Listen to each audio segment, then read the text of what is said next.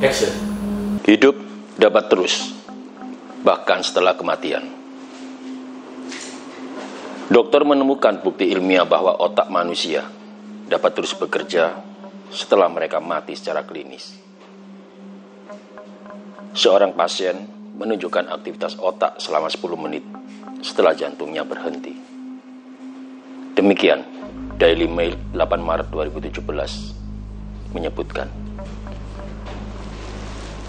Para ilmuwan dari University of Western Ontario, Kanada, mempelajari kasus yang luar biasa dari seorang pasien yang terus melepaskan semburan gelombang delta setelah dinyatakan meninggal. Gelombang delta didapatkan pada kondisi tidur nyenyak.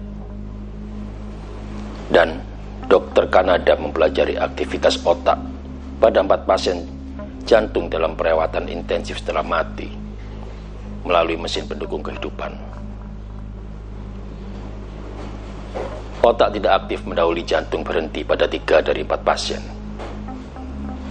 Namun, dalam salah satu pasien, satu semburan gelombang delta bertahan setelah jantung berhenti. Dan pasien itu mati secara klinis.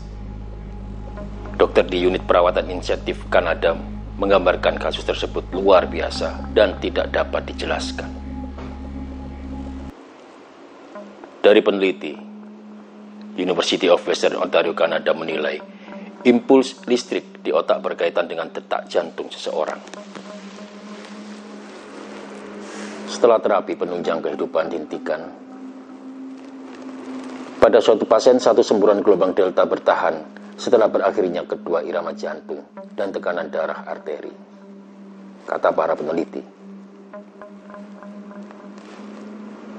Ada perbedaan yang signifikan dalam aktivitas listrik di otak antara periode 30 menit sebelum dan periode 5 menit setelah jantung berhenti. Sulit untuk mengandalkan secara fisiologis untuk kegiatan otak ini, mengingat bahwa itu terjadi setelah kehilangan sirkulasi berkepanjangan. Itu menurut kertas yang diterbitkan di Pusat Informasi Nasional untuk Bioteknologi.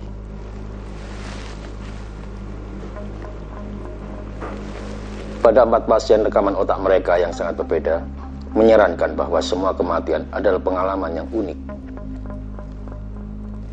Percobaan ini menimbulkan pertanyaan sulit tentang kapan seseorang mati, dan karena secara medis dan etis, kapan yang benar untuk menggunakan mereka sebagai donasi organ. Sebanyak 1/5 dari orang-orang yang bertahan hidup setelah serangan jantung melaporkan telah memiliki pengalaman dunia lain ketika diambang mati klinis. Namun para ilmuwan mengatakan itu terlalu dini untuk berbicara tentang apa ini bisa berarti untuk pengalaman pasca kematian. Terutama, mengingat itu hanya terlihat pada satu pasien.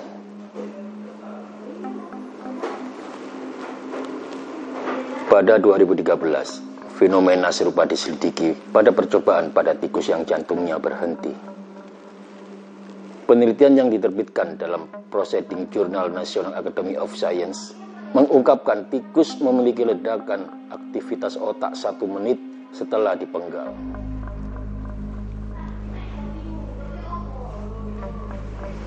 Pola aktivitas mirip dengan yang terlihat ketika binatang sepenuhnya sadar, kecuali sinyal yang terjadi hingga 8 kali lebih kuat. Para peneliti mengatakan bahwa otak sangat aktif pada detik setelah jantung berhenti, menunjukkan fenomena tersebut dalam dunia fisik, bukan alam spiritual.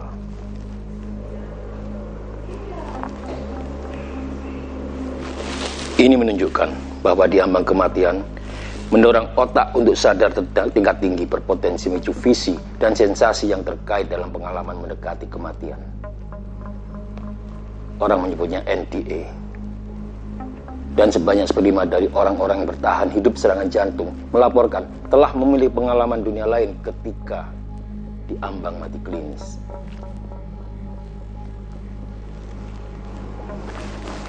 Biasanya NDE melibatkan perjalanan melalui terowongan menuju cahaya yang kuat, yang terpisah dari tubuh, menemui orang-orang tercinta yang lama meninggal atau malaikat, dan menjalani semacam penghakiman.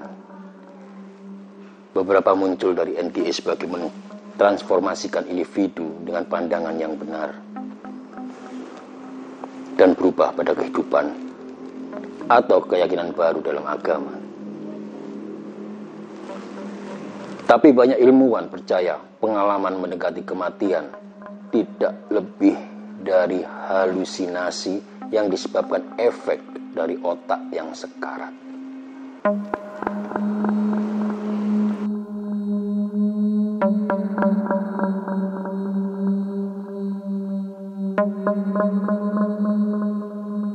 Fenomena tentang kematian dan apa yang terjadi setelah kematian sampai sekarang menjadi sebuah pertanyaan yang rumit dan tidak bisa dijawab.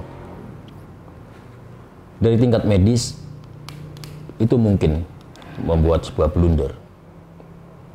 Tapi pegiat spiritual mampu menjawab itu semua. Bersama saya, KRK, kita akan melakukan sebuah aktivitas untuk mencari tahu tentang sebuah perjalanan setelah kematian. Ya, Ki Suling, ya, gimana? Setelah kematian itu ada yang namanya dunia lain ya. Dunia yang lain yang berbeda dari dunia yang sekarang kita tempati atau dunia yang sekarang kita lihat.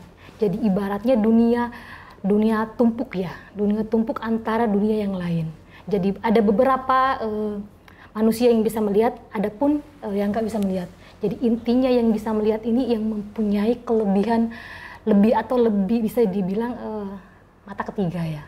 Nah, tumpuknya penglihatan manusia tersebut itu bisa melihat makhluk astral tersebut seperti itu, Suling. Yeah. Nah, kita akan mengundang salah satu hantu atau salah satu ruh setelah kematian. Yeah. Metode ini saya pakai dengan memanggil atau mengungkap faktanya ya, Ki Suling ya. Kita akan buka dari sini, mungkin Ki Suling bisa menarik ya. Yeah. Akan saya tarik ini.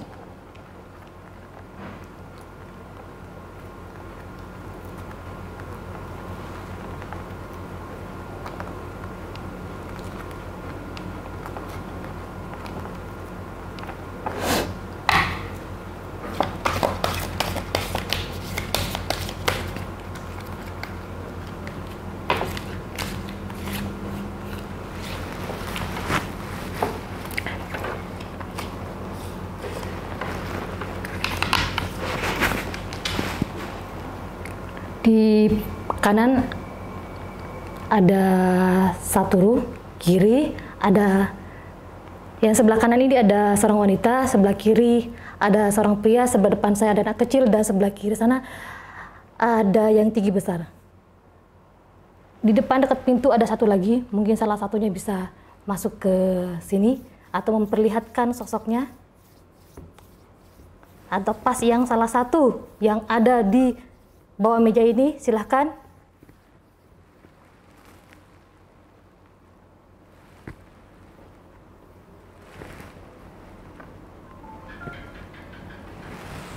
Oke. Sosok yang kita dapat ini yang dari bawah meja, yang tidak begitu nampak ya, Ki Sulingnya. Benarnya.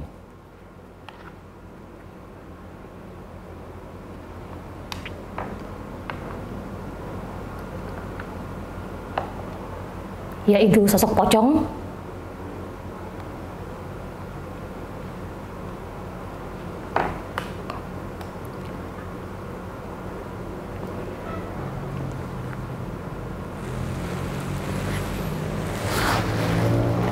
Apakah kau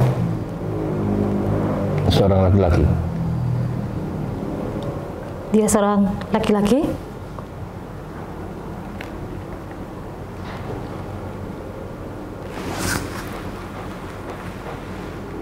Bagaimana kamu meninggalnya? Wabah.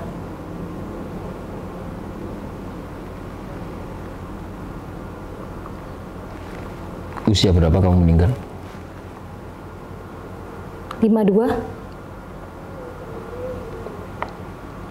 Apakah kau berasal dari daerah sekitar sini? Daerah Bluru.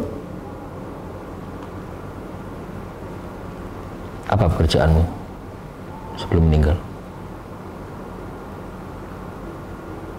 Guru pabrik.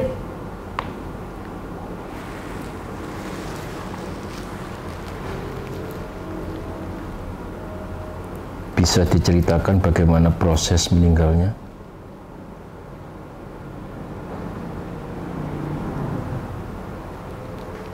Hanya dunia yang tahu.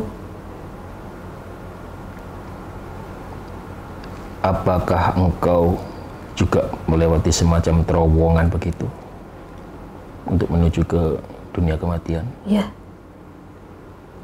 Apakah terowongan itu dipenuhi dengan asap dan cahaya? Saya masih ada di dunia kalian.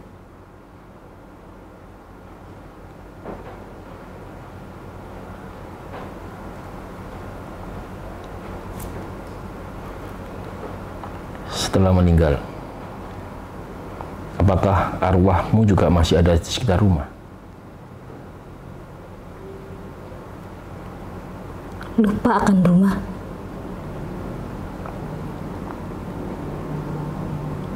Tidak ada yang melihat. Sepi, gelap, jalan berbuntu.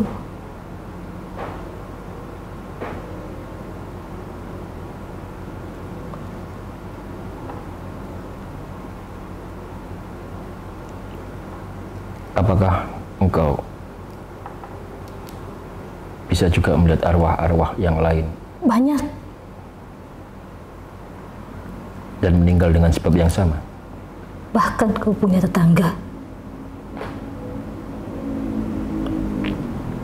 Bisa ceritakan? Seorang anak laki-laki bersama bapaknya.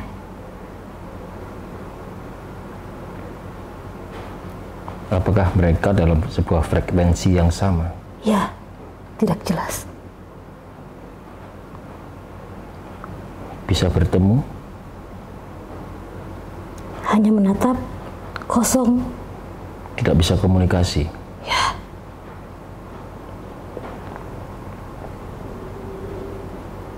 Apakah hidup dalam semacam gelembung? Ya.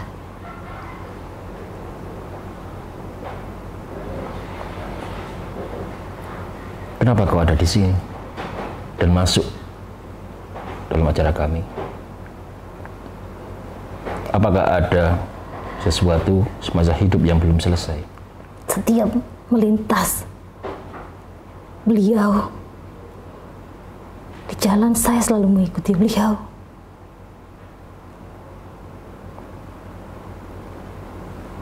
Agar bisa berkomunikasi.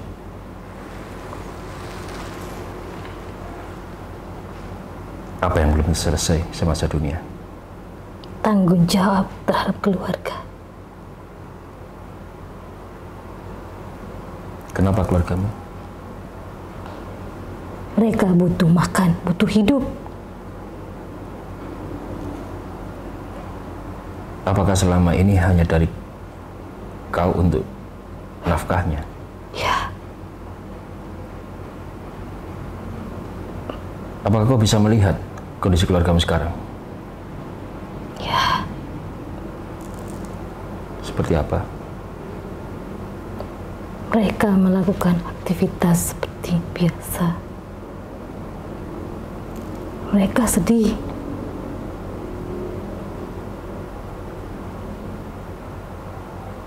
Mereka menunggu.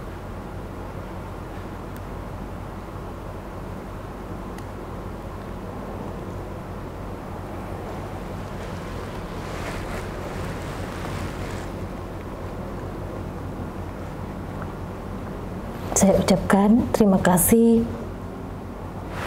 atas kedatangan Anda di sini, Sumarno, dan Al-Fatihah untuk Anda. Tenang di alam sana.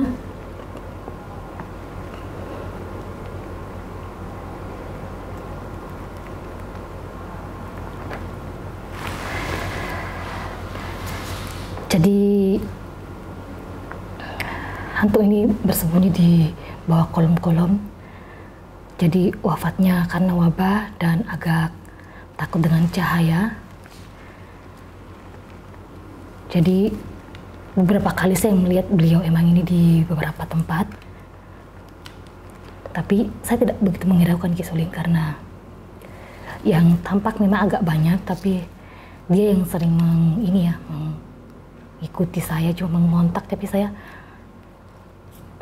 nganggap seperti biasanya aja gitu loh. Maksudnya ya seperti biasa saya melihat sosok-sosok seperti itu.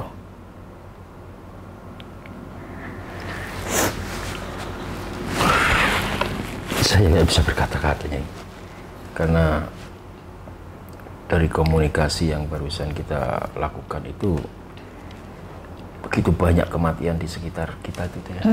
Jadi bagaimana ya untuk menggambarkannya itu sangat sulit sekali. Sebuah kemirisan yang mudah-mudahan cepat berakhir dan kemudian mereka yang ditinggalkan ini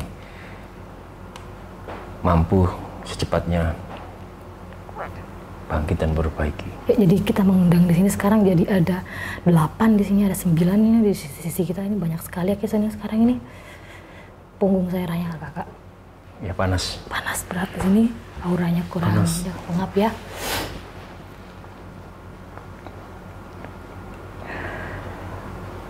Banyak sekali kejadian mendadak dan kematian yang mendadak yang ada di sini. Dan bumi diselimuti dengan aura kematian. Di bumi kita di sini yang namanya bumi di atas ini ada begitu banyak ruh, atau saya sebut hantu karena dia tidak bisa sempurna ya, atau tidak bisa ke alam sana Ki Suling, seperti itu. Di alam kubur pun mereka sepertinya enggan di dalam situ.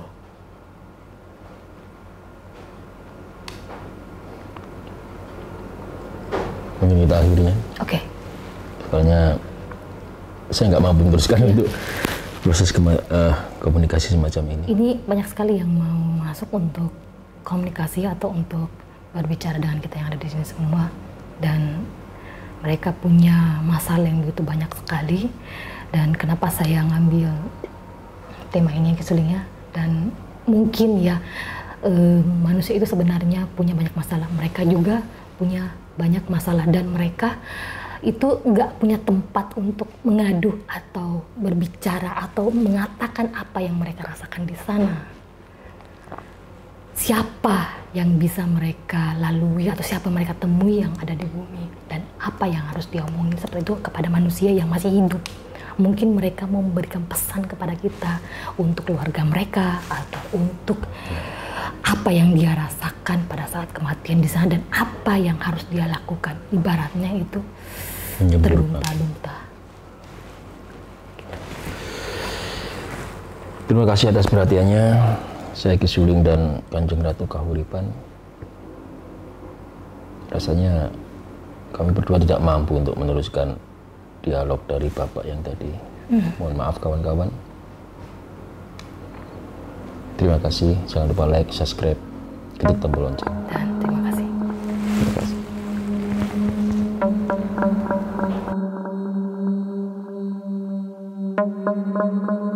Thank you.